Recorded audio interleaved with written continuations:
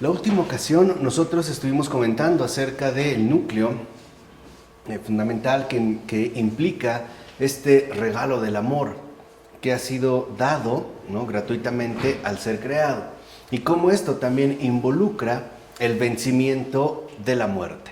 Ahora, si avanzamos más en la misma dirección, podemos decir, por tanto, que la muerte, el enemigo del hombre, quiere robarle, quitarle, arrebatarle la vida, ya sea de súbito o bien paulatinamente.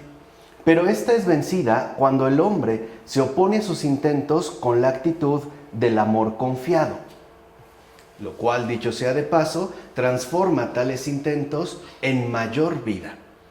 Y esta es también otra de las situaciones que se presentan cuando nosotros entendemos, por así decirlo, la dinámica del amor.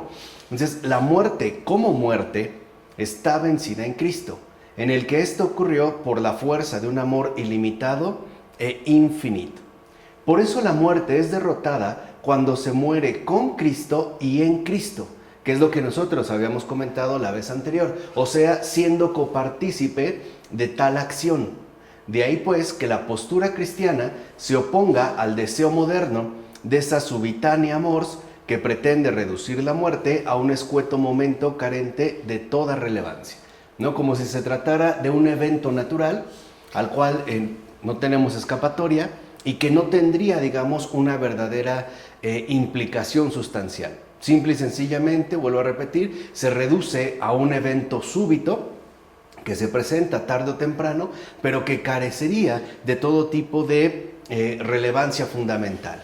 Y lo cual, en efecto, a final de cuentas, pretende desterrar de la vida la presencia exigente de lo metafísico, que es de esta manera concreta lo que hemos estado intentando destacar. Esa presencia exigente de lo metafísico, que, dicho de otra manera, apunta precisamente al triunfo del amor.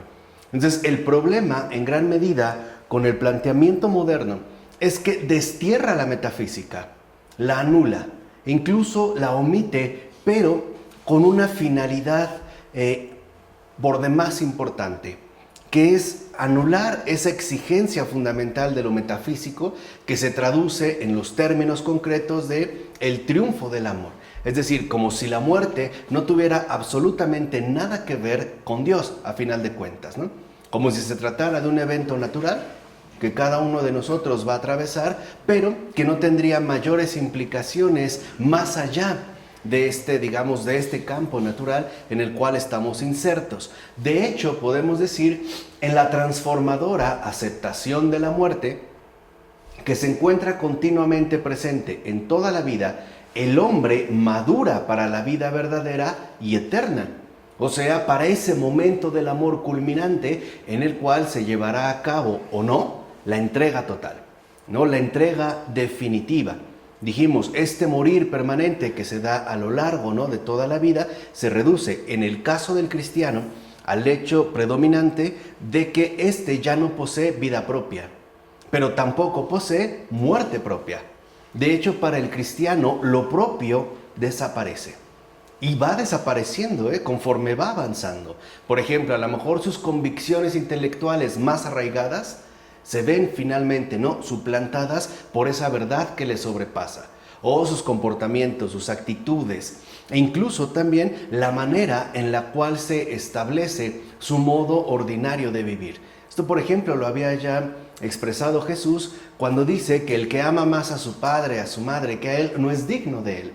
O sea, no es digno pues del amor, puesto que el amor exige un abrirse por completo a algo que en efecto nos satura y nos va a desbordar por todos lados. De tal manera que esta muerte permanente, ¿no?, que se va, manifestando a lo largo de toda la vida, tiene como propósito el irnos entrenando para ese momento definitivo que llamamos muerte. Y que de hecho apunta al momento del amor, ¿no?, a la entrega total al Señor. Ahora bien, si combinamos estos pensamientos con lo que hemos visto en el marco de la evolución bíblica sobre el significado del martirio, entonces se abre otra nueva dimensión, y que es en efecto una dimensión propia del Nuevo Testamento. En efecto, De la misma manera que la muerte del hombre no se reduce al momento de su muerte clínica o de su deceso médico, así tampoco comienza la participación en la martiria de Jesús solo en el momento en que uno se deja ejecutar. Y esto es muy importante de comprender. No se necesita ser ejecutado para ser un mártir de Cristo. No se necesita recibir un balazo en la cabeza, por ejemplo, a la manera de un Pavel Florensky o un Charles de Foucault, para ser un mártir. No es esto lo que realmente caracteriza al martirio, no es la ejecución. Este es, digamos, como el primer rasgo sobresaliente. De hecho, su forma fundamental del martirio es asimismo muy normal y corriente. ¿Cuál es la esencia del martirio? Consiste en la disposición diaria que da la preferencia a la fe, a la verdad, a la justicia, por encima de la ventaja que comporta el propio ponerse a salvo. Entonces, la esencia del martirio consiste precisamente en el estar dispuestos a darle la total preferencia a la verdad, o sea, a Dios, que a uno mismo. Ese es, digamos, como el rasgo más sobresaliente del mártir. El mártir opta por Dios, de tal manera que esta opción hace secundaria la postura o, digamos, el perfil que él mantiene en tanto persona, en tanto criatura. De tal manera que el verdadero mártir es aquel que está dispuesto a renunciar a sí mismo en todo, aunque esto, llegado el momento, le cueste la vida, por ejemplo, vía ejecución. ¿Se entiende? O sea, pero no necesariamente se tiene que dar la ejecución. No se tiene que llegar a este punto. De hecho, por ejemplo, esta ejecución sería un testimonio más para los hombres que para Dios mismo. Porque revelaría, por ejemplo, el grado de entrega al que uno incluso estaría dispuesto a llegar, digamos, cuando se presentara la ocasión. Pero no tendría por qué ocurrir necesariamente. O no sería, por ejemplo, lo que le daría ipso facto, es decir, de inmediato, el carácter de un mártir. No es así. El hecho de que los mártires, ¿no?, oficiales, por decirlo de este modo, que nosotros conocemos, hayan muerto, ¿no?, de su manera por ejecución, lo que significa no es que los mataron, es que en realidad ya encarnaron por completo la disposición de renunciar a sí mismos por completo, cueste lo que cueste, aun cuando eso, por ejemplo, atentara de manera directa contra su vida, o bien contra la seguridad en la que viven. Es decir, el martirio no solo es algo exterior, también es algo interior. Cuando los dos se concretan de una manera visible, pues entonces tendremos como la figura más allegada a nosotros del mártir. Pero de hecho, aunque no se dé la ejecución, el verdadero mártir está dispuesto a Dios antes que a él. O sea, la opción para él está clara. Primero Dios, en todo, cueste lo que cueste, ¿vale?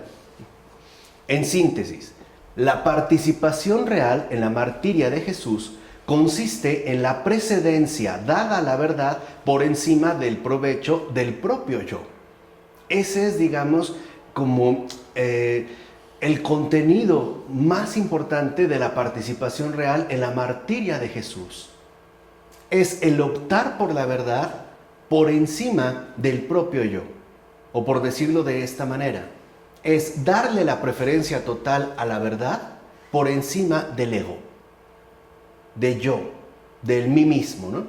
Optar por eso más grande. De hecho, si la muerte es esencialmente incomunicabilidad, entonces el movimiento que lleva a la comunión es al mismo tiempo el movimiento original de la verdadera vida. Esto es, el proceso fundacional de la vida en la verdad.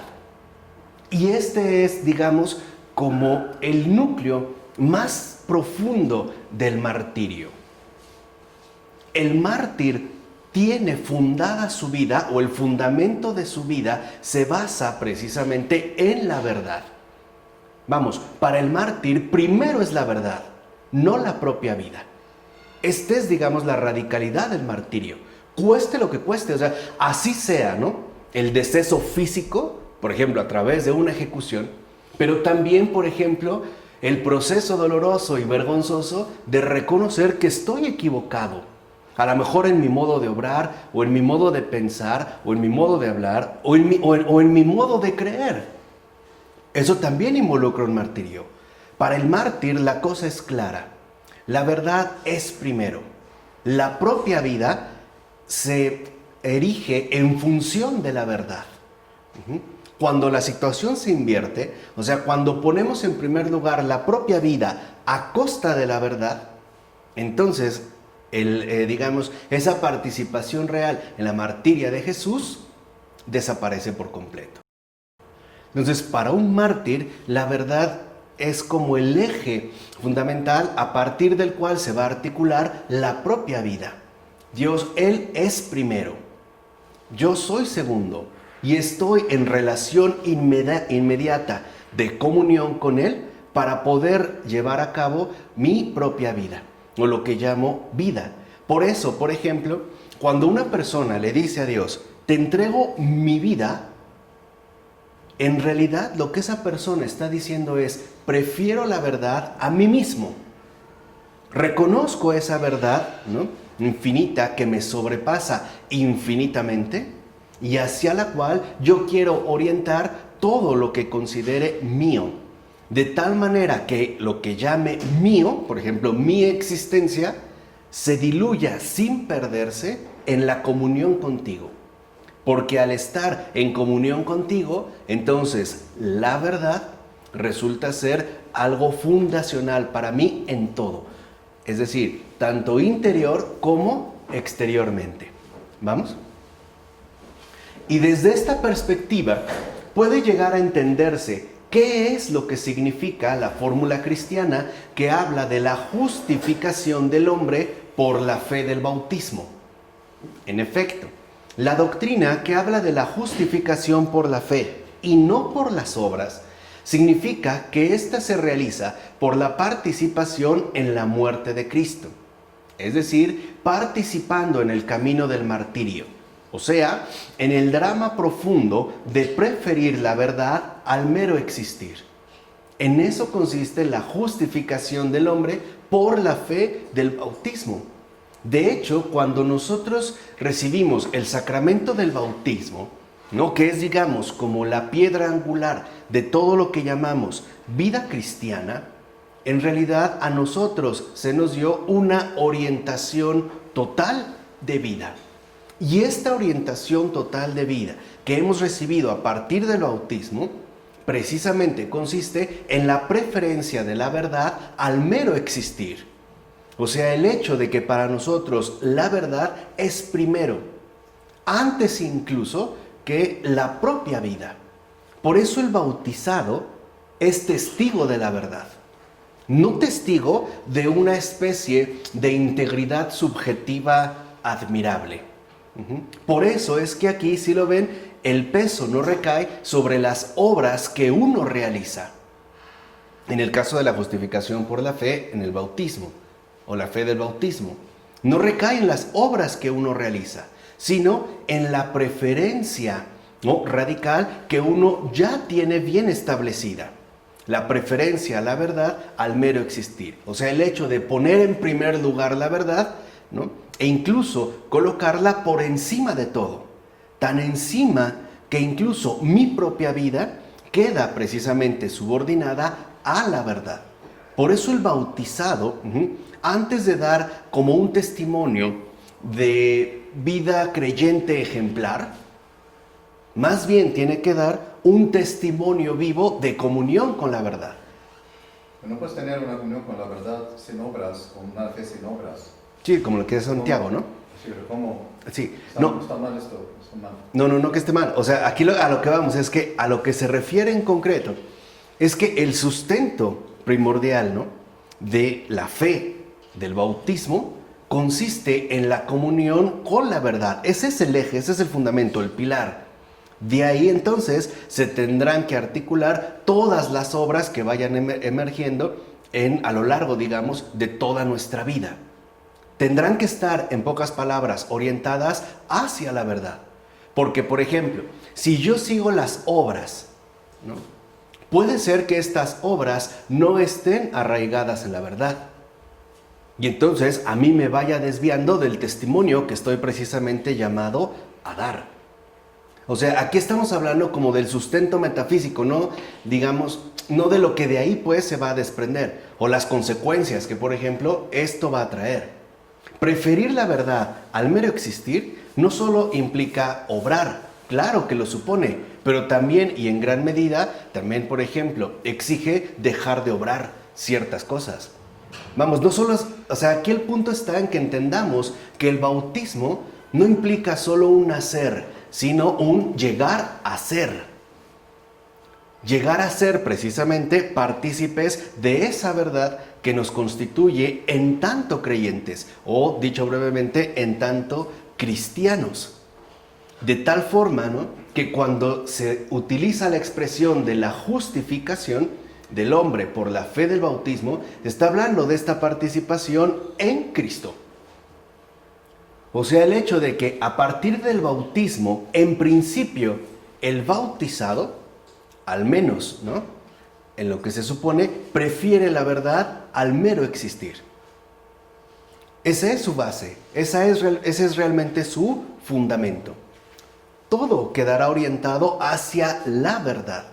Y repito, no solo en términos exteriores, sino también en términos interiores. Porque aquí la fe que nosotros recibimos no solo se trata de una especie de certeza subjetiva, por ejemplo, como se puede postular al modo protestante, ¿no? Yo tengo fe, que es lo que en su momento cuestionaba, por ejemplo, el apóstol Santiago, ¿no? Decía, si la fe no se traduce en obras, y entiéndanme la expresión, no dice, si la fe no tiene obras, no, dice, si la fe no se traduce en obras, entonces está completamente muerta. O sea, la fe es primero, es decir, la verdad. Si esta verdad no se traduce en obras, entonces lo que nosotros llamamos fe está completamente muerta. Por eso hay como un paso o un avance, o vamos a decirlo así, una maduración. En realidad, lo que nos da el bautismo es una orientación bien clara de vida. La verdad por encima de todo. Y es este recorrido el que se irá madurando, ¿no?, poco a poco a lo largo de nuestra existencia y por supuesto manifestándose a través de las obras, a través de la manera en la que nuestra fe se traduce en obras, como algo, digamos, ya realizado. Ciertamente, esto es posible gracias al espíritu de amor que se hace posible en la fe. O sea, el espíritu de común unión con la verdad. Entonces, en principio, el creyente, esto es lo que debe de manifestar, su común unión con la verdad. De tal forma que la fe, entonces, no es algo estrictamente subjetivo, es una correspondencia con eso objetivo, ¿no?, con el regalo que me es dado y la respuesta que involucra de mi parte. Por eso la fe siempre entraña comunión, no aislamiento. No se puede hablar de una fe en solitario. Cuando una persona, por ejemplo, dice que no tiene fe, pareciera que está hablando de algo que le perteneciera, ¿no?, como si estuviera en su poder tenerlo o no tenerlo. Acuérdense que la fe apunta a una fidelidad con el Señor, ¿no? En este caso, como lo venimos exponiendo, a una fidelidad con la verdad. Entonces, si una persona dice que no tiene fe, más bien quizá debería decir que no ha mantenido una fidelidad con la verdad. O sea, que no anda en rectitud con respecto a esta común unión que le ha sido otorgada en tanto bautizado. ¿Se entiende? Lo que pasa es que a partir del protestantismo nosotros tendemos a subjetivizar la fe. Y no, la fe es una realidad de comunión, es un encuentro. La fe se vive entre Dios y el alma. E incluso no el alma en solitario, sino entre Dios y la comunidad de los creyentes. Es decir, a través también de la iglesia. Por el contrario, fíjense en este caso, y ahí está el peligro, por eso era importante lo anterior. Buscar la justificación por medio de las obras significa que, en todo caso, el hombre quiere salvarse a sí mismo a través de las propias fuerzas. De hecho, basado en el aislamiento del esquema obras-consecuencias, lo cual, como vimos, es un arcaísmo. O sea, entiéndase, uno no se salva por hacer buenas obras. Eso no es lo que nos da, ¿no?, el acceso a la salvación. Uno se salva en la medida en la que penetra en la común unión con la verdad, es decir, en la manera en la que verdaderamente encarna la vida de la fe. Si solamente alcanzara la justificación por medio de las obras, entonces, por ejemplo, Cristo sería algo irrelevante para mí. Yo podría realizar, ¿no?, mi propio camino de salvación a partir de la multiplicidad e incluso robustez de las obras que realizara. Por eso, en principio, lo que cuenta es la común unión con la verdad y la manera en la que estas obras remiten como, digamos, o dan testimonio de esa comunión con la verdad. Pensemos lo que una vez dijo el Padre Pío y que nos puede resultar a lo mejor como muy escandaloso para nuestra sensibilidad moderna, ¿no? San Pío de Pietrelcina dijo en una ocasión: aunque un hombre, una persona en general, hombre o mujer, por ejemplo, construyera un hospital para 1000 pacientes, ¿no?, y lograra mantenerlo a lo largo de toda su vida, y además fundara un asilo, y también, por ejemplo, ¿no?, un hospicio, si esa obra no fue realizada en comunión con la verdad, o sea, si no es realmente una consecuencia de la comunión con Cristo, esa obra no sirve para nada. Tal cual, ¿eh? Ahora, ¿por qué para la sensibilidad moderna nos puede resultar chocante? Porque nosotros estamos convencidos de que somos seres autónomos y que por lo tanto lo que realizamos adquiere una valía que resulta ser, a final de cuentas, una medida, ¿no?, absolutizada. O sea, creemos que lo que hacemos tiene un valor por sí mismo. Entonces, si nos vamos por el otro lado a pensar que la justificación solo se alcanza por medio de las obras, entonces caeríamos, ¿no?, en el equívoco de suponer que nos podemos salvar a nosotros mismos a través del empleo, ¿no?, de las propias fuerzas y o de los propios recursos. Porque ahí habría criterios también que serían, al menos en principio, bastante discutibles. Habrá personas que tendrán los medios para hacerlas, estas obras. Habrá personas que no pueden hacer esas obras, no visiblemente. ¿Qué les queda? Pues la vivencia profunda de la fe, es decir, la preferencia a la verdad por encima incluso de mi propia ¿qué? Vida. Por eso, al final, ¿no?, todos seremos expuestos a la verdad. Nos encontraremos realmente, ¿no?, cara a cara con la verdad y todo quedará al descubierto. O sea, incluso aquello que nosotros queríamos disfrazar como vida creyente, pero que quizá había sido más o menos torcida, ¿no?, por, digamos, la presencia perturbadora del sí mismo, del uno mismo, del ego o del yo. Es decir, por nuestra falta con respecto a la común unión con la verdad. Además, que dijimos, realmente en la vida creyente del cristiano, este arcaísmo, ¿no?, este esquema de obras consecuencias, simple y sencillamente no funciona, no es operativo, porque no es según la verdad. O sea, así no son las cosas. Lo vimos en Job.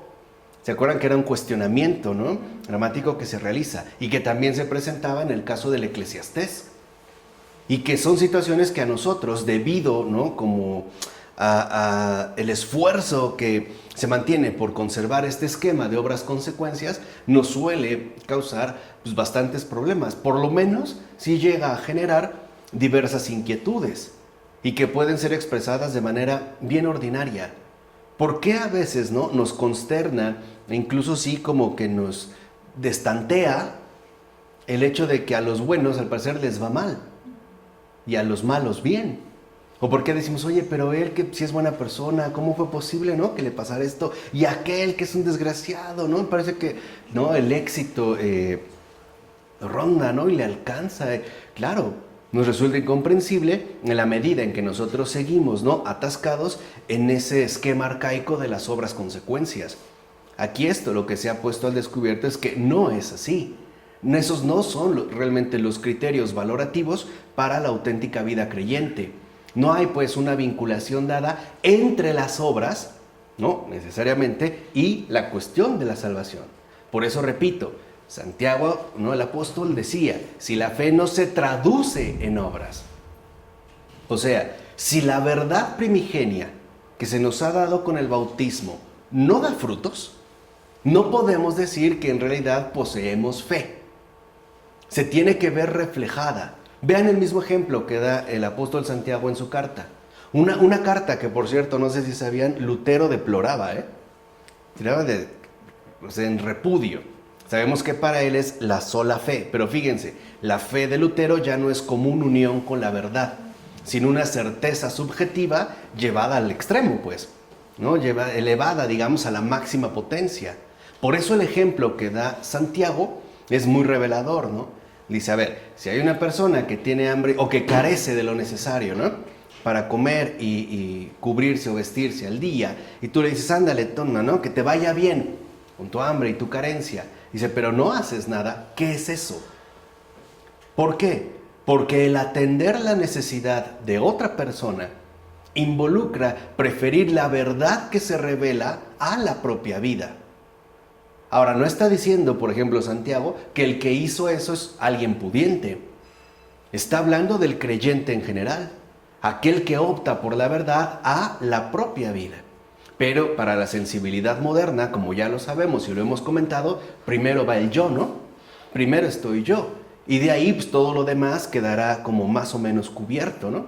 Como por trickle down, goteo, ¿no? Esta teoría económica que considera que en efecto los ricos pues tienen que ser más ricos todavía, tienen que ser hiperricos, como hoy se está generando.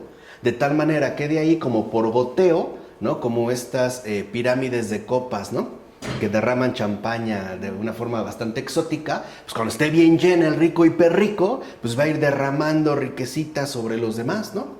Por goteo, poco a poquito, hasta que este torrente que en principio llega sobre uno o unos pocos, hablando ya en dimensiones sociológicas, pues alcance un poco a remojar, aunque sea las partes más bajas, ¿no? Así es como aquí también entonces nosotros lo estamos pensando, es decir, de una manera pues, errónea. Bueno, en definitiva, la justificación por las obras, por aquello que el hombre puede hacer por sí mismo, entiéndase eso, significa que el hombre se puede construir su pequeña salvación. Y que es una línea que en el mundo contemporáneo adopta también multiplicidad de concreciones. Por ejemplo, hay personas que están convencidas de que no tienen que asistir a la iglesia ni llevar una vida sacramental para alcanzar la salvación. Basta con que sean buenas personas e incluso realicen obras de caridad. ¿De qué están hablando? Pues de la pequeña salvación que ellos pretenden, ¿no?, al final alcanzar a través de sus propios esfuerzos. Pero con esa pretensión, porque en realidad lo que ahí se esconde es la afirmación de sí mismo, se establece más bien una negativa radical a la comunicación. Es decir, a la comunicación con Dios mismo. Y por eso el hombre se equivoca con respecto a la realidad al abandonar la verdad. Entonces, una persona que opta por su pequeña salvación, en realidad está ahí, digamos, ¿no?, en la equivocación por el abandono que ha realizado con respecto a la ¿qué? A la verdad. Ya no es un discípulo de la verdad, ya es un cómplice del error. E incluso muchos, precisamente para tratar de ocultar su complicidad, se volverán militantes declarados del error, como suele darse en varios casos, y lo sabemos, ¿no? Especialmente al interior de la propia iglesia. Pues no tendría por qué sorprendernos. Sabemos que en realidad esa postura, ¿no?, equivocada es efecto de la ruptura llevada a cabo con respecto a la verdad, es decir, la anulación de la comunicación. En todo caso, la verdad de tal pretensión es la siguiente: él mismo es pasajero y carece de consistencia en sí mismo, es decir, no es en verdad autosuficiente. Porque incluso aunque una persona quisiera construirse su pequeña salvación, esa pequeña salvación llevaría el sello implícito de la propia insuficiencia. De hecho, no podría alcanzar de ninguna manera lo que en efecto se le pide. Y esto es debido a que Él mismo es carente de consistencia. Es decir, en nosotros sí hay una especie de inconsistencia primordial, al grado de que tenemos que ser sostenidos, ¿no?, por el amor inagotable del Señor. Es también lo que mencionaba Pablo, ¿no? En Dios somos, nos movemos y existimos. O sea, Él es verdaderamente nuestro sostén de vida. Incluso en el Antiguo Testamento, esta es una convicción bastante arraigada. Si retiraras de mí tu soplo, tu espíritu, tu soplo de vida, yo desaparecería. O sea, no habría nada que en efecto a mí me sostenga. Por eso se acuerdan que cuando estudiamos a Santa Edith Stein, dijimos que tenemos que quitarnos también ese esquema, ¿no?, creatural incompleto, donde suponemos que Dios me ha creado y ya como que me dio la cuerda suficiente para realizar mi vida. No es cierto. Dios me ha creado y se mantiene por delante de mí, dándome a cada instante el ser que necesito. Él está también, no solamente me creó y ya, ¿no? Como que ya llevo, digamos, la dotación necesaria para realizar mi existencia. Él me crea y no solo me crea, me sostiene, o sea, me mantiene en el existir. ¿Y cómo es que me mantiene en el existir? Dándome el ser que de Él proviene. De tal manera que el reconocimiento de esta verdad me lleva a entrar en comunión. ¿Cómo puedo ser sin Él? Ahora, aterricen en lo que hemos puesto. ¿Cómo puedo ser cristiano sin Cristo? ¿Cómo puedo ser cristiano sin iglesia? ¿Cómo puedo ser bautizado sin fe? ¿Cómo? O sea, no hay una manera de mantener entonces una continuidad. Y es esta continuidad, es esta solidez en la comunión la que tenemos que restaurar precisamente. Entender que, como dijera San Pablo, en Él somos, nos movemos y existimos. O sea, también cada instante es un don de Él. Y no solo para nosotros, para la creación en su conjunto. De tal manera que en esta persistencia, nosotros no podríamos presumir una especie de autosuficiencia completa, ¿no? No se da. Es más, cuanto más se aferra y se apoya en sí mismo, tanto más quedará hundido el hombre en el vacío de la mentira, al punto de quedar convertido en pura mentira, o sea, en pura vaciedad. ¿Cuántas veces decimos, sí, sí puedo? Y la verdad es, no puedo. Pero para una persona que no es cristiano, que nació en una sociedad pagana, ¿cómo se aplica la verdad a él? Ok. Bueno, por ejemplo, para una persona, digamos que no ha tenido noticia del Evangelio, que no tiene ningún tipo de conocimiento del cristianismo. Para esa persona, por ejemplo, aún así la verdad se manifiesta en el hecho de reconocer que hay algo más grande que él. En el reconocimiento, pues, de que hay algo, la manera a lo mejor en la que la conciba puede variar, pero que le impide, a la luz de la verdad, pretender autoafirmarse como algo único y absoluto. Por eso incluso una cultura totalmente pagana o no cristiana, ¿no?, etcétera, veremos cómo lleva a cabo, por ejemplo, ¿no?, rituales religiosos que lo ubican dentro de la verdad en su contexto en concreto. Un ejemplo muy bueno en la Biblia es el oficial romano, que era pagano, y como reconoce a Cristo como Dios, ¿no? Le pide, no soy digno de ir. Me resomando personas, yo no soy digno de ir porque yo tengo gente bajo mi mando, digo, esto va y va, viene y viene. Es un gran ejemplo, ¿no? De un pagano que reconoce la verdad, ¿no? Claro. La reconoce y se incline enfrente de ella. Y se le cura a su hijo o su servidor. Sí, no, el siervo que él tiene. No, ahora, en esta salida de uno mismo es precisamente lo que ha bloqueado, por ejemplo, la postura moderna occidental. Aquí sí. O sea, digamos que el problema es que para la modernidad occidental, la autoafirmación de uno mismo, el yo en sentido moderno, se convierte en una pauta que abarcará todos los aspectos de la existencia. Pero esto en realidad es una excepción, o sea, es algo prácticamente insólito. Porque incluso en las culturas más remotas, más antiguas, veremos cómo todas tienen, por ejemplo, una clara inclinación hacia el ámbito religioso, hacia poderes que superan la propia realidad humana. De hecho, ninguna cultura premoderna occidental, ¿no?, pronunció yo soy en el sentido moderno, como si se tratara precisamente de una equiparación. Acuérdense cuando estudiamos la era secular de Charles Taylor, como él también nos mostró que incluso antes, aunque no necesariamente recayera el reconocimiento de la superioridad en Dios mismo, aún así este reconocimiento recaía en el tejido complejo de la propia comunidad. Acuérdense, ¿no? Nos mostró cómo los rituales, por ejemplo, paganos, tienen su validez a partir de la participación conjunta de toda la comunidad. O sea, no es un hecho aislado. El problema en este caso es que se considera la fe como algo aislado, como algo propio, como algo enteramente subjetivo.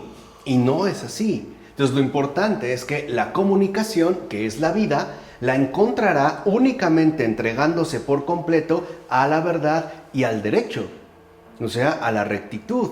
En efecto, es esencial a su vida el hecho de que no puede tenerla sino por otros. Y aquí es cuando la verdad aplica a todos, aún a los que no han tenido noticia del Evangelio. O sea, en pocas palabras, uno mismo, yo como existente, como persona, me debo a otro. No es pues obra de sí mismo. Lo que da vida no es entonces la autosuficiencia, que se camuflajea, ¿no?, se oculta, en este caso en las obras, sino en la fe, en la comunicación con la verdad. Aquí estamos discutiendo pues con el espíritu moderno, que trata de confundirnos enmascarando la autosuficiencia a través de la presentación de obras que en principio tienden a ser aceptables, y de hecho lo son. Es que aquí no está en cuestión las obras. Lo que está en cuestión es en qué están fundamentadas. O sea, ¿cuál es el verdadero fundamento de las obras que realizamos? O bien, que no hemos realizado. ¿En dónde está pues su fundamento? Por eso es que estamos en el ámbito de la metafísica.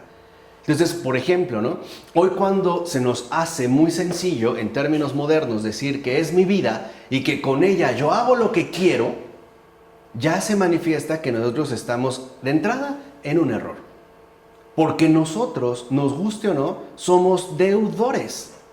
Y somos deudores, ¿no?, de una secuencia que escapa incluso más allá de nuestra propia comprensión humana. Por ejemplo, no solo soy deudor de mis padres, también de los padres de mis padres. Y de las personas que a lo mejor lograron que en una circunstancia en particular, ahí se diera un encuentro que de una u otra manera parece estar apuntando hacia mi existencia en particular.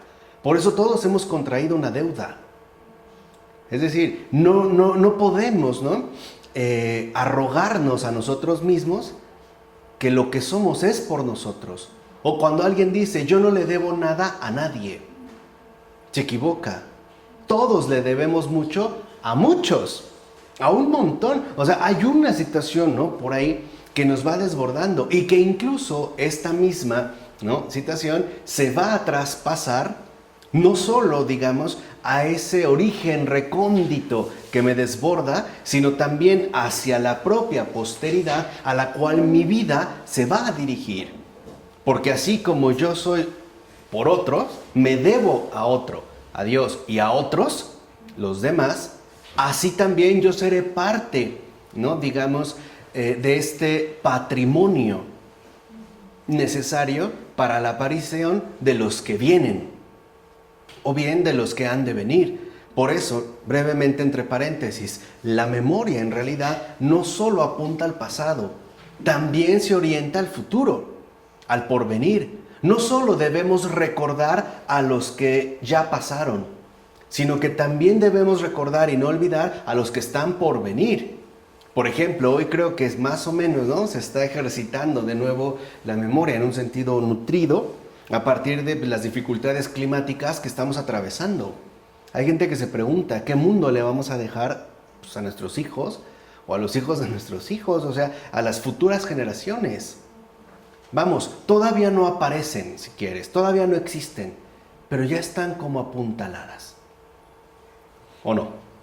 Ya desde aquí. Y de hecho, o sea, lo podemos seguir y nos desborda. O sea, para que veamos pues que nuestra vida en realidad comporta una deuda. Me debo a otro, mi creador, pero también a otros. A esos otros seres humanos que contribuyeron a forjar el camino que finalmente, digamos, me dio paso a mí a la existencia. Por eso Dios y el hombre van juntos. Es decir, desde el propio principio, de nuestra realidad creatural. Esta es una situación importante que no podemos nosotros pasar por alto. ¿Vale? ¿Vamos bien? Ahora, resulta claro que el camino de la teología de la cruz, o sea, el de la doctrina paulina de la justificación, no implica en modo alguno una apología de la pasividad.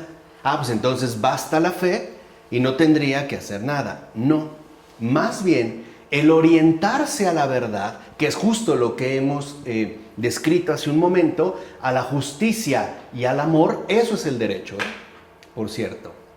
El derecho es justicia y amor. Porque la justicia sin amor se convierte literalmente, en una venganza. Y el amor sin justicia se convierte en una ridiculez. Tendrían pues que ir de la mano. Justicia y el amor es precisamente, ojo, en cuanto fenómeno de recepción, la suprema actividad del hombre. Es decir, la máxima acción humanamente realizable, de la cual, dicho sea de paso, dependerán todas las demás. De hecho, a esta altura, ahora ya entienden por qué dimos un curso de filosofía de la acción. Todo lo anterior que vimos era para llegar a este punto, a entender que la máxima acción, la suprema acción, la mayor acción humanamente realizable que podemos llevar a cabo es ese orientarse a la verdad, ese participar de la común unión con la verdad, ese enraizarse en la verdad y por ende emerger a partir de ahí. Y por ende, fructificar a partir de ahí. Y por ende, vivir y morir a partir de la verdad. Vivir y morir por la verdad. Vivir y morir con la verdad. Vivir y morir en la verdad. Esto es lo que se nos dice en la celebración litúrgica, Por Cristo, con Él y en Él. Y eso nos tendría que hacer recordar constantemente en dónde es que estamos nosotros arraigados. ¿De dónde está brotando nuestra existencia? ¿De dónde es que realmente están emergiendo nuestras obras? ¿De dónde, pues, es que está brotando, todo el conjunto bastante intrincado, dramático, complejo que llamamos vida? Nuestra existencia humana. ¿De dónde es pues que está brotando? Lo cual, por otra parte, implica que el no a las obras no es una negativa a la tarea moral del ser humano, sino que exige el pleno sí a la vida en tanto comunión, comunicación con la verdad. Y esto es justamente la acción. Eso es precisamente, lo que a mí me parecía importante presentar ya de una manera filosóficamente organizada. Entender que cuando hablamos de acción, si estamos hablando de la filosofía de acción, estamos hablando de una filosofía que exige el pleno sí o que orienta, conduce al pleno sí a la vida en tanto comunión, comunicación con la verdad. Esa es una acción. Por eso yo les decía, cuando alguien dice, vamos a ponernos en acción, hay que entender bien a qué se está refiriendo. O sea, no solo se trata de hacer, se trata de realmente entrar, en este pleno sí que conjuga de manera completa nuestra común unión con la verdad. De ahí pues emergerá todo lo demás. Y a veces las obras, por ejemplo, pueden llegar a ser notorias. pero no necesariamente tienen que ser así. De hecho, yo les dije, estoy convencido que hay muchos más santos anónimos que conocidos, es decir, de altar. Muchísimos más. No estoy diciendo que sean más importantes. Lo que sí es que son más. O sea, vamos, lo que quiero insistir es el hecho de que sí son más. ¿Por qué? Porque no depende de las obras que visiblemente nosotros podemos llegar a observar, sino de la integridad de la fe. Y la integridad de la fe significa precisamente la plenitud de sí. Esa plenitud de sí en tanto comunión, comunicación con la verdad, que es de hecho lo que realiza nada más y nada menos que la muy santa Madre de Dios, María, la Virgen María. En este caso, fíjense que es muy bello, la acción pura, podríamos decir, la acción auténtica en su sentido radical y genuino, la ha realizado María. María es una persona, es una mujer de acción. María, podemos decir, es pura acción. Ahora fíjate, cuando ella, ¿no?, en principio recibe la noticia del Señor, ella la coge en sí, le dice sí, ¿no? Es lo que nosotros conocemos como el famoso fiat.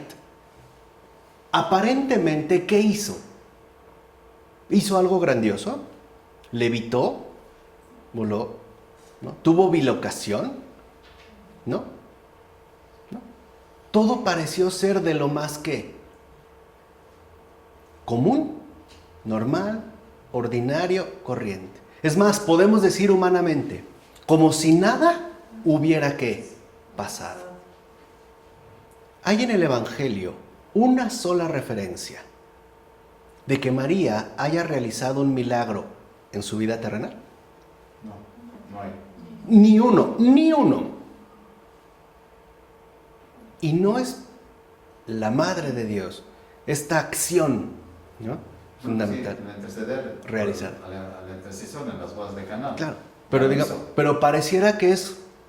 Pero directamente, a través de Cristo. Sí, pareciera que no, o sea, que no pasó gran cosa, ¿no?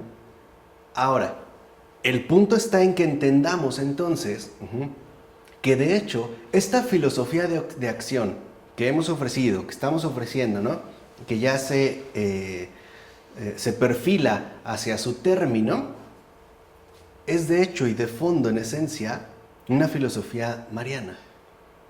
Tiene su base en María.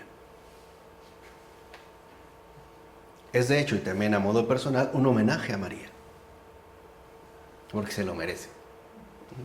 Y por el papel tan destacado que juega en cada uno de nosotros. Esta filosofía de acción es un tributo a María, es un reconocimiento a María, es la guía. Es tomarse en serio lo que nos dijo, hagan lo que Él les diga, recordando las bodas de Caná. No dijo solamente créanle, hagan lo que Él ¿qué? Les diga. ¿Y qué es lo que Él nos dice? Venid a mí. Hay pues, en esta ocasión concreta, es lo que quiero que entiendan, que esta como paradoja, ¿no?, son muy frecuentes en el cristianismo. María aparentemente no hace ¿qué? Nada. Y por eso su acción es absoluta y grandiosa. María deja hacer a Dios absolutamente ¿qué? Todo. Se convierte en pura disponibilidad, en apertura insuperable. Es apertura, en receptividad insuperable, al grado de que, fíjate, no solo acepta a Dios, lo encarna en sí, lo recibe de una manera tan plena que Dios mismo se hace carne, se funde con ella, lo lleva en ella. Por eso, en realidad, todo cristiano también adquirirá un perfil mariano. Hacerlo carne en vida propia. Y es lo que el propio Jesús decía, ¿no? ¿Quién es mi madre? ¿Quién es mi padre? ¿Quiénes son mis hermanos? Los que hacen la voluntad de Dios. Los que hacen ¿qué? La voluntad de Dios. Y aquí está entonces el punto central de ese pleno sí. La verdadera común unión con la verdad nos conduce a realizar la voluntad de Dios, a volvernos parte integrante, parte fundamental de la obra redentora del Dios que tanto nos ama. Obra del Padre, del Hijo y del Espíritu Santo. Por eso, a partir de María, del anuncio hecho a María, el cristiano aparece ya por completo.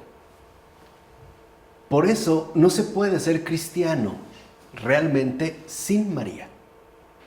No se puede, o sea, no hay como otra manera, ¿no?, de poder, digamos, acceder a ello. Y ella también nos lo muestra en el hecho de que se hace como a un lado para dejarnos pasar y conducirnos precisamente hasta donde su hijo se encuentra, como una mediadora. Entonces, aquí lo que quiero que entiendan mucho es que este pleno sí a la vida, ¿no?, en tanto comunión, comunicación con la verdad, es justo lo que constituye lo que llamamos acción. No significa hacer por hacer o hacer mucho. Esto no es lo que le da, ¿no?, digamos, la verdadera legitimidad de acción. Porque la acción, en este caso, apunta más a un dejar hacer a Dios. Fíjate, la acción nos conduce a dejar hacer a Dios para ser uno con Él. Para ser, digamos, también de la verdad. Entendiendo pues esta mutua dependencia y este sentido fundamental que se imprime en toda mi vida. Resulta clara entonces la unidad y la simplicidad más íntimas de lo cristiano. Tanto si digo que en el cristianismo solo se trata del misterio pascual de la muerte y la resurrección, como si sostengo que en el cristianismo el núcleo exclusivo es la justificación por la fe, como si afirmo que lo único y el todo es el Dios trinitario y por ende el amor, resulta cierto que las tres afirmaciones son de hecho idénticas. No estamos haciendo mención de cosas diferentes. ¿Por qué? Porque mi pensamiento se centra en una sola cosa, la participación en la martiria Christi. O sea, participación en aquella muerte que es amor y que yo asumo y que me dispensa en mi vida Dios mismo, el cual no puede ser amor sino como Trinidad y que solo como amor en verdad es que hace soportable el mundo. Este es pues, ¿no?, como el contenido fundamental de la simplicidad en lo cristiano. Así pues, se hace visible que la escatología cristiana no rehúye las tareas comunes de este mundo. Por ejemplo, escapándose al más allá o bien limitando la salvación al ámbito de lo privado. Por eso María, después de eso, llevó incluso una vida, podemos decir, completamente ¿qué? Normal. Lavando, arreglando ropa, criando a un niño, ¿no?, enseñándole también la oración, haciendo las faenas de la casa, incluso también después de viuda, acompañando, por ejemplo, ¿no?, a los sufrientes, a otras mujeres, atendiendo, sirviendo. O sea, eso no excluye. Entonces, aquí está un rasgo fundamental. Las obras no deben entenderse como hechos llamativos o bien como hechos sobresalientes. No. Las verdaderas obras dependen de la acción, es decir, de esa orientación, ¿no?, radical del sí dado a la comunión, a la común unión con la verdad. Y si quieren ver que lo que digo es cierto, piensen en el caminito de Santa Teresita del Niño Jesús. ¿Por qué esta gran santita? ¿Por qué logró una santidad tan grande? ¿Cuál es el caminito? Las pequeñas cosas. ¿Y qué significa eso? Sencillez. La sencillez. Ahí está el punto. La sencillez es como el elemento más primordial de la verdadera acción. Y María era en verdad ¿qué?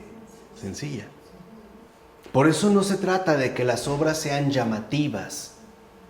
o excepcionales bajo ciertas condiciones. No, se trata de que sean genuinas, es decir, que realmente emanen de la común unión con la verdad. Por eso también María no necesita hablar demasiado. Necesitamos aprender la sencillez, porque a veces queremos hacer de lo cristiano algo incluso como exótico o extravagante. Pensamos las obras en términos de espectacularidad. Y no es así. El cristiano se distingue sobre todo por su sencillez. La sencillez que consiste, ¿no?, en esa comunión con la verdad. Porque en realidad el cristiano, por muy grande que fuera su obra, es testigo de algo que le sobrepasa. Por eso incluso se puede mover de una manera tan ordinaria y tan normal como cualquier otra persona. Es lo que descubrió de una manera y que aparte nos lo ofreció, ¿no?, como un regalo increíble, Santa Teresita de Lisieux. Santa Teresa de Lisieux. Lisieux, ¿verdad? No cuesta mucho esa pronunciación, pero no, de ella, o sea, ella, por ejemplo, ¿no?, nos recuerda esta sencillez fundamental donde no es la magnitud o la espectacularidad de las obras lo que cuenta, sino la entrega radical al amor, en este caso a la verdad. Por eso ella daba un ejemplo como muy importante. Por eso ya lo había platicado con Ronnie, ¿no? Espero que pronto quería darles como un perfil de santidad a partir de Santa Teresita de Lisieux. No puedo, Santa Teresita. De ahí, porque creo que hoy lo necesitamos. Entender cuál es el elemento de la santidad para el hombre contemporáneo. Decía, bueno, mis hermanas quieren pasar muchas horas en contemplación, elevación, está muy bien. Pero creo que también uno puede alcanzar esa grandeza de santidad recogiendo las hojas que han tirado los árboles, ¿no? O lavando platos. Seamos sinceros, hoy tenemos tan poca sencillez que hay obras que nos parecen muy poca cosa. ¿Cómo se va a santificar uno barriendo? ¿Me puedo santificar jugando videojuegos? Y le estoy hablando a la juventud, ¿no? O sea, parecía que no, ¿cómo eso no hace nada, no? ¿Me puedo santificar, por ejemplo, pasando mucho tiempo sentado leyendo? ¿O tengo que ponerme en marcha? ¿O tengo que hacer realmente cosas llamativas? Aquí es cuando uno debe entender, otra vez, en dónde es que estamos arraigados. Es decir, dentro de esa simpleza. Porque por un lado, ¿no?, tendríamos entonces la tentación de que, claro, pues aquí no tendremos que hacer nada, o lo que se me pide que haga, soy incapaz de hacerlo. Porque, bueno, no soy un santo, y entonces me escapo al más allá, o bien me encierro, ¿no?, en mi salvación privada. Además, el punto de apoyo de esta escatología consiste en el comprometerse con el derecho común. Acuérdense, ¿qué es el derecho? Justicia y amor. Amor y justicia. Tal y como nos está garantizado en aquel que sacrificó su vida al derecho de toda la humanidad, dándole precisamente con ello una total justicia y no un mero ajusticiamiento, como a veces humanamente lo solicitamos. Asimismo, se hace visible entonces que la escatología significa el aliento y hasta la exigencia insoslayable de arriesgar la autorrealización por el derecho y la verdad. O sea, en realidad, todo cristiano es en principio mártir. Todo cristiano. Algunos han llegado a la ejecución, no todos. Pero a pesar de que no se llegue a la ejecución, sí se vivió según la comunión. De tal forma que no necesitamos llegar, pues, necesariamente a la ejecución física, ¿no? Se trata, pues, de la exigencia radical de aquel empeño de toda nuestra vida en pro de la verdad, el derecho, la justicia y el amor. Y aquí radica precisamente el contenido más esencial de la escatología, es decir, el sí a la vida y a la verdad en su totalidad. Y no querer, digamos, una especie de verdad a meses sin intereses, o sea, parcializada. Sí para esto, no para aquello. o limitada a lo mejor a algunos aspectos o ámbitos de la existencia general y de mi vida en particular. Por tanto, resulta claro que la fe cristiana está por completo volcada hacia la vida. La fe cristiana cree en el Dios de los vivos, no un Dios de muertos. Su meta es vida y dice, por tanto, sí a la vida en todos sus niveles en cuanto don y reflejo de Dios, que es la vida. Por eso, por ejemplo, cuando un católico se opone al aborto, no lo hace de entrada porque considere que sea algo moralmente incorrecto, sino porque esa vida se debe a otro y a otros, que no podemos anular de una manera finalmente injusta, es decir, sin reconocimiento. De hecho, la fe cristiana dice sí a la vida aun cuando ésta se encuentre oscurecida por el sufrimiento, pues incluso entonces es un don de Dios, acuérdense de Job, ya que sigue ofreciendo nuevas posibilidades de ser y de sentido. Ahí incluso se nos abren nuevos horizontes, ¿no?, de realización creyente. De ahí que para la fe cristiana no existe ninguna vida inútil, ni una es inútil, ninguna. Así pues, donde quiera que haya vida, aún con todas sus sombras, por lo que sea, por los vicios, por el decaimiento, por la discapacidad, por la enfermedad, por la deformación, por lo que quieras, hay don de Dios. Un don entregado y confiado a los que comparten la vida con Él, y que por la exigencia de un amor basado en la verdad, puede hacerlos incluso más ricos y más libres, esto es, más plenos. De tal forma que no tendríamos como un criterio tajante para poder decir quién sí y quién no, como hoy lo pretende hacer, por ejemplo, el avance médico, ¿no?, y su visualización especializada. Por ejemplo, si una persona realiza un ultrasonido y ve a través de ello, ¿no?, que el bebé viene deforme o con una problemática, entonces puede decidir, fíjense, basándose en esa diagnosticación médica, en esa evidencia, ¿no?, clínica, incluso el anular esa vida, basado en ese criterio. Ahora, lo que nosotros no queremos reconocer es que incluso en esa situación, con todas sus sombras, hay don de Dios. Y por lo tanto también hay una promesa de abrirnos nuevos horizontes de realización en tanto vida creyente. O sea que no necesariamente se tendría que cubrir con un solo perfil, sino que este don de Dios es realizable a pesar de lo que sea.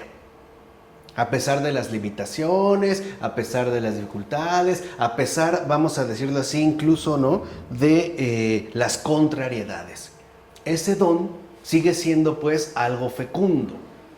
Ciertamente, la fe cristiana sabe que la vida humana es vida en un sentido mucho más profundo y más completo que el que pueda apoyar la mera biología. ¿Se acuerdan cuando distinguimos ya bios y zoe? Entonces, que una persona esté deforme o incluso esté mental o físicamente, ¿no?, discapacitada, no significa que esa vida es inferior o está incompleta. Simplemente se apela o se apunta a la instauración de nuevas posibilidades de realización, precisamente en tanto don. No sé si vieron este cortometraje que se llama El Circo de las Mariposas. ¿Cómo se llama el protagonista? No Verástegui, no. Es que tiene un apellido extraño. A ver, ¿no? Bueno, en este cortometraje, ¿no?, en El Circo de las Mariposas, verán cómo en efecto lo que se quiere proponer es eso. El hecho de que muchas veces lo que nosotros llamamos vida está injustamente acotado. Porque pensamos la vida en términos, sobre todo, de vigor, y una especie de estandarización biológica. Y eso nos lleva a sacar, finalmente, ¿no?, consideraciones fuera de lugar, injustas. Es decir, que no son conforme al derecho. Es decir, a la justicia y al amor. En ese cortometraje, lo que vemos es que las personas que aparecen en general son personas discapacitadas, tienen limitaciones, pero eso no significa que esas limitaciones a su vez condicionan su vida, sino que tienen que entender que están llamadas a realizar nuevas posibilidades de sentido. Son nuevos caminos a realizar. De hecho, el actor principal que ahí sale, en el que se enfoca, sabemos que no tiene ni piernas ni brazos. Sí, es como croata o bueno, Nick, ¿no? Se dedica Nick a dar también conferencias alrededor del mundo, ¿no? Él dice, bueno, a ver, no tengo piernas, no tengo brazos, ¿no? Y acuérdense que cuando lo llevan en un momento en el círculo lo dejan en el agua y él pensando que se va a ahogar, ¿no? Como si le estuvieran haciendo una crueldad. Ahora, no se trata de una crueldad. Se trata de una muestra que abre la posibilidad de encontrar esas nuevas realizaciones. A pesar de las sombras, a pesar de las limitaciones, a pesar de las contrariedades, de los defectos, de lo que quieras. Y él incluso es casado y hasta tiene hijos. Y realiza en la medida de lo posible una vida normal en base a su circunstancia. Y no se engaña. Y eso es lo que él precisamente, ¿no?, da o imparte en sus conferencias, en las charlas que da, pues alrededor del mundo. Ahora, se habla de las mariposas porque en efecto, por ejemplo, cuando la larva realiza su capullo, ¿no?, para llevar a cabo su metamorfosis y emerger como mariposa, si cuando ya está formada y se abre de la punta del capullo, nosotros quisiéramos ayudarle a la mariposa, por ejemplo, haciendo una incisión o abriéndole el capullo, la mariposa recién formada caería y moriría. ¿Por qué? Porque necesita, digamos, ese desafío de salir del capullo, estirando las alas y su cuerpo para que éstas puedan llenarse de la sangre necesaria para mantenerlas fuertes y adecuadas para emprender el vuelo. De tal manera que está la lucha que realiza para salir, que en realidad lo que está haciendo es ejercitar e irradiar, digamos, ¿no?, poner en marcha su sistema circulatorio para que las alas puedan desplegarse y entonces realizar sus verdaderas posibilidades, que la van a llevar de arrastrarse, ¿no?, literalmente como gusano, a volar como una mariposa. Y aquí es cuando a veces nosotros también no entendemos quizá mucho el obrar que Dios nos está haciendo. Dios también nos coloca estos desafíos, o a la manera de serpientes. Para que la serpiente crezca más, necesita dejar atrás su vieja piel, ¿no? Digamos su trajecito que ya le queda apretado. Ahora la empieza a sacar. ¿Ya has visto cómo se la va quitando? ¿Alguien ha visto? ¿Cómo? No tiene brazos, no tiene extremidades. ¿Cómo le hace? Generalmente se restrega sobre piedras. Se raspa sobre piedras para que ésta se vaya agarrando y la vaya, ¿qué?, jalando. A veces también el Señor nos hace pasar sobre piedras. O entre piedras, ¿no? Y a veces, si quieres verlo así, entre piedrotas. Pero en realidad es porque quiere que nuestra vestidura quede atrás para dar pie a una vida nueva. Estas pues nuestras posibilidades de realización, y a cada uno se nos van a presentar de diferentes maneras. De tal manera que en una dificultad lo que el Señor espera es que emerja de nosotros algo mejor. Es como las águilas, ¿sí se ven? Las águilas viven en promedio 45 años, más o menos, ¿no? 40, 50 años. Pero cuando el águila ya llega, por ejemplo, 40, 45, el águila adulta hace algo insólito. Se va a la parte escarpada más alta que logra encontrar. Y una vez ahí, sola, con su pico, se empieza a arrancar todas las uñas de sus garras, todas. Y una vez que se las arrancó, empieza a perder el plumaje, se golpea contra la piedra el pico hasta que se lo bota. Si viéramos en ese momento el águila, lo veríamos como un ser totalmente feo, arruinado, o sea, literalmente en ruinas. Ahora, ¿por qué lo hace? Porque de esta manera Le pueden brotar nuevas garras, novadas, un nuevo pico, nuevo, y un plumaje totalmente nuevo. De tal manera que entonces su vida se alarga a otros 45 o 50 años. Lo mismo a veces suele ocurrir con nosotros. A veces esta renovación implicará ciertamente un crecimiento que no va a ser grato, pero sí nos va a llevar a algo más grandioso. Por ejemplo, a veces pulir algún aspecto de carácter, ¿no? Como ser más pacientes, o ser más generosos, o ser más comprensivos, o prudentes. Y de ello no estaremos exentos. Y no es porque Dios nos quiera hacer la vida imposible, es porque nos quiere mejores. Día con día. Y en eso sí, la verdad es que el Señor es muy exigente. Ahora entienden por qué en alguna ocasión Santa Teresa de Jesús le dijo: ahora entiendo por qué tienes tan pocos amigos. Porque el amigo de Jesús se deja, ¿no?, crecer por él. Se deja pulir, no se deja llevar. Bueno, dicho de otra manera, no solamente nuestra vida es bios, la vida humana es también espíritu, es decir, vida más grande, más abundante y plena. De hecho, el espíritu es amplia y exigente apertura a la vida en la verdad, es pues martiria. Cuando se nos dice que nosotros también tenemos espíritu, no piensen en algo como inmaterial, medio borroso a la manera de un fantasmita.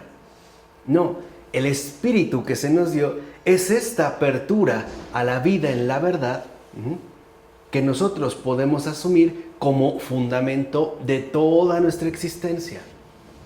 El espíritu, pues, es lo que nos pone en contacto y en comunicación con la verdad. De tal forma que todo quede orientado hacia allá. Y en este caso es, pues, como lo dijimos hace un momento, martiria. Por eso la fe no busca el sufrimiento, pero sabe que la vida no llegará a la integridad sin pasión, que es la llave de acceso a lo que será su plenitud.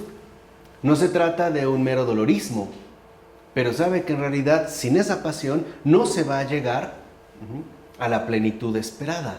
Es como el parto, ¿no? Aunque ahora, claro, el auge intensivo de las cesáreas pareciera hacernos pensar otra cosa, pero no es así. Ahora bien, si la cumbre de la vida requiere pasión, eso quiere decir que la fe rechaza el intento astuto de la apatía que conduce a esquivar el sufrimiento, que es otra de las situaciones que a veces asumimos. Pues eso va en contra de la esencia del hombre y de la comunión. Ahora, el esquivar el sufrimiento se da en una doble vertiente. Se da una apatía hacia arriba, que por ejemplo adquirió formas impresionantes en el estoicismo y en la religiosidad asiática, y que actualmente ha tomado de nuevo bastante fuerza. Y en este caso, en la apatía hacia arriba, el hombre adquiere un dominio tal que deja tras de sí el dolor y el sufrimiento como algo por completo extraño. Pretende colocarse, por ejemplo, ¿no?, a una altura donde el sufrimiento simple y sencillamente ya no le alcanza, como proponían, por ejemplo, los epicúreos o bien los estoicos. Séneca, en una ocasión que uno de sus amigos cercanos le envía una carta, ¿no?, una noticia, para transmitirle el dolor que tiene por la muerte, pues, violenta que ha sufrido su mujer y sus hijos, él le responde: ¿y por qué lloras como niña? Levántate y sigue tu vida, que eso es de hombres. ¿Por qué te ves perturbado? ¿Qué no has alcanzado la altura requerida de un gran espíritu? A esa es la idea hacia arriba, o sea, pensar que estamos ya como por encima de, ¿no?, que hemos alcanzado esa especie de cumbre. Pero también se da una apatía hacia abajo, que sería ahora la tendencia inversa, que enseña al hombre una técnica del placer con la cual pone entre paréntesis el dolor y el sufrimiento en su vida. Y aquí el representante más destacado es Epicuro. Una es quererte estar por encima del sufrimiento, ¿no?, en un nivel alto. Pero hacia abajo es no, vamos a tratar más bien de poner entre paréntesis el dolor y el sufrimiento y vamos a optar por la hedoné, es decir, lo que nosotros conocemos por el placer. Tratemos pues de evitar como sea el dolor y el sufrimiento y tratemos de promover el placer, aun cuando este placer sea intelectual. Por supuesto, ambas posturas se pueden elevar a un cierto tipo de virtuosismo, llegando a obtener un éxito más o menos completo, como de hecho lo lograron. Aunque claro está, ambas posturas desembocan en un orgullo despótico que niega el ser del hombre. O sea, ambas posturas, y conste, no es casual que como lo vimos en la invención de la autonomía, Epicuro fuera rescatado, ¿recuerdan? A partir del siglo XV, etc. Implican pues un orgullo despótico que es ocultamente, ¿no?, se muestra la pretensión de divinidad que contradice la verdad del hombre. O sea, se pretende ser dioses más allá de lo humanamente inevitable. Llegar a un estado donde la apatheia, o sea, la ausencia, ¿no?, de agitaciones y por lo tanto de sufrimientos, sea algo definitivo. Y como bien sabemos, lo que está en contra de la verdad es mentira, algo a fin de cuentas vacío y destructor. Así pues, lo que vemos es que ambas posturas se cierran a la verdadera grandeza de la vida, con todo su dramatismo y con todo su realismo. No es posible, por ejemplo, concebir una vida sin sufrimiento, pero tampoco es posible concebir una vida de puro sufrimiento. No es así. Vamos, como a veces decimos, hay buenos momentos, hay malos momentos, ¿no? O sea, en pocas palabras, hay de todo. No tendríamos por qué nosotros suponer una vida libre de todo sufrimiento, ni tampoco por qué asfixiarnos en una vida que supuestamente es puro sufrimiento. O sea, no podríamos, pues, evadir la realidad de las cosas. Desde este punto de vista, y no por una superficial contraposición entre lo bíblico y lo griego, hay que interpretar la gran diferencia existente entre la muerte de Cristo y la de Sócrates. En efecto, Cristo no muere con la noble serenidad del filósofo griego. Cristo muere gritando, después de haber apurado toda la angustia del abandono, mientras que Sócrates parece morir completamente en serenidad, ¿no? Toma la cicuta, cierra los ojos y muere como tranquilamente. O como incluso en ese último empeño desesperado, ¿no?, de un Julio César, que al ser apuñalado, antes de caer, se avienta la capa en la cara para que no lo vean morir, ¿no? A un dios no se le ve ¿qué? Morir. Entonces, ¿qué imagen tenemos de los dioses? Y más aún, ¿qué es lo que nos ha revelado la verdad? Es decir, ¿qué nos ha revelado Dios? ¿Qué nos ha revelado Cristo? Cristo muere gritando, y no es casual. O sea, con todo el dramatismo y el realismo de la realidad que ha asumido. Así pues, a la soberbia del querer ser como Dios se le contrapone aquí la aceptación de la condición humana como tal hasta sus últimas ¿qué? Consecuencias. Por eso no se trata de que pensemos en ser como Dios, sino que no olvidemos que Dios se ha hecho uno de nosotros. Se ha hecho como cualquiera de nosotros. O sea, aquí el movimiento no es ascendente, como por ejemplo lo propondría el paganismo, sino que es descendente. Este Dios que se ha hecho hombre, con todas las implicaciones, el sueño, la fatiga, pero también las alegrías, ¿no? Buenos momentos, hasta llegar a la radicalidad del asunto en la pasión. Ahora bien, a la vista de las nuevas posibilidades de que el hombre dispone, el tema de esquivar el sufrimiento ha adquirido una importancia capital, que es, digamos, como el desoír a Cristo. De hecho, el intento de eliminar el dolor mediante la medicina, la psicología y la pedagogía, mediante la construcción de una nueva sociedad por completo indolora, podemos decir indolente, es decir, carente de dolencia, se ha convertido en el gigantesco empeño de la salvación definitiva de la humanidad. nosotros nos aterramos ante cualquier manifestación mínima, por ejemplo, de dolor y o sufrimiento. Somos indolentes, literalmente, o sea, somos una sociedad indolente. Por supuesto que el dolor puede y debe ser reducido por todos estos medios, pero el empeño de hacerlo desaparecer absolutamente se llegaría a identificar con el desprecio del amor y en consecuencia con la anulación del hombre y de su salvación. Es decir, del realismo, pues, de su salvación. De hecho, el ser humano que no se enfrenta con el sufrimiento se niega a vivir la vida. Huir del sufrimiento es huir de la vida. Entonces, cuando alguien quiere escapar del sufrimiento, lo que en realidad pretende es escapar de su vida. Así pues, la crisis de Occidente se debe ante todo a una educación y a una filosofía que quieren salvar al hombre rehuyendo de la cruz, yendo contra la cruz y por tanto contra la verdad. La crisis de Occidente consiste en la extensión de ese contra la verdad por todas partes. ¿Por qué para muchas personas les resulta como tan encantador la clínica de eutanasia de Suiza? ¿Qué tipo de muerte nos presentan? Sin dolor. Extraordinaria, ¿no? Pides tu último menú, comida o cena, duermes muy bien, la ropa adecuada y te ponen delante de un paisaje maravilloso. Claro, te va tu sustancia y mueres. Aparentemente muy tranquilo, es decir, sin dolor.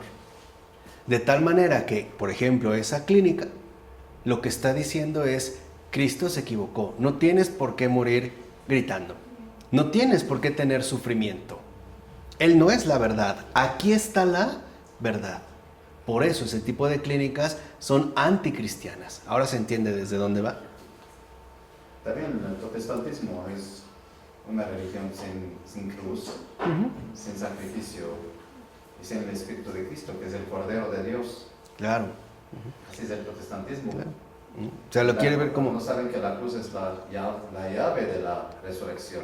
Sí, no hay otro, ¿no?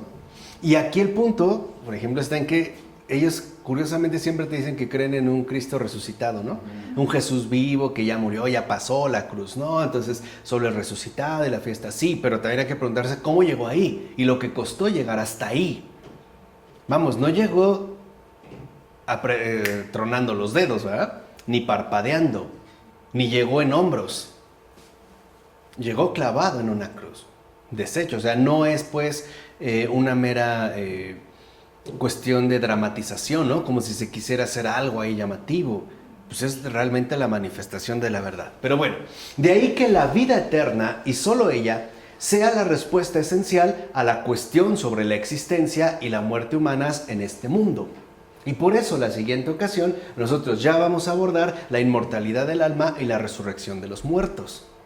Que son otros temas también fundamentales que tenemos que explorar. ¿De acuerdo? Vamos a dejarla hasta aquí. En nombre del Padre, del Hijo, del Espíritu Santo. Amén.